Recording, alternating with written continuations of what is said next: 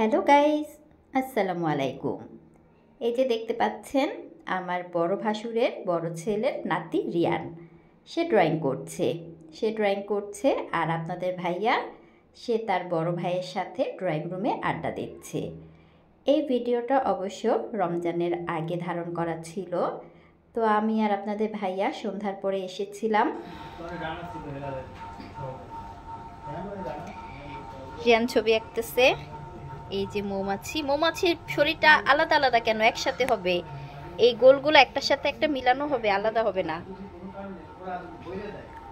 আমরা দুজন এসেছিলাম সন্ধ্যার পরে, আর আসার পরে লোপা আমাদেরকে চা নাস্তা খেতে দিল।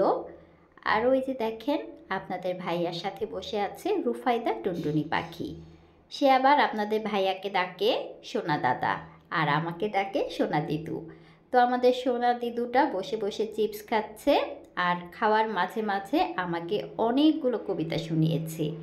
এরকম ছোট বাচ্চাদের মুখে ভাঙা ভাঙা কবিতা শুনতে কিন্তু বেশ ভালো লাগে। আমার অনেক ভালো লাগছিল রুফাইদার সুন্দর সুন্দর কবিতাগুলো। যদিও সে ঠিকমতো উচ্চারণ করতে পারছে না, তারপরও ওর মুখ থেকে শুনতে অনেক ভালো লাগছিল। বড় দাদা, রিফাত, আপনাদের ভাইয়া এবং আমরা সবাই একসাথে চা নাস্তা করলাম। তারপর চলে এসেছিলাম বাসায়।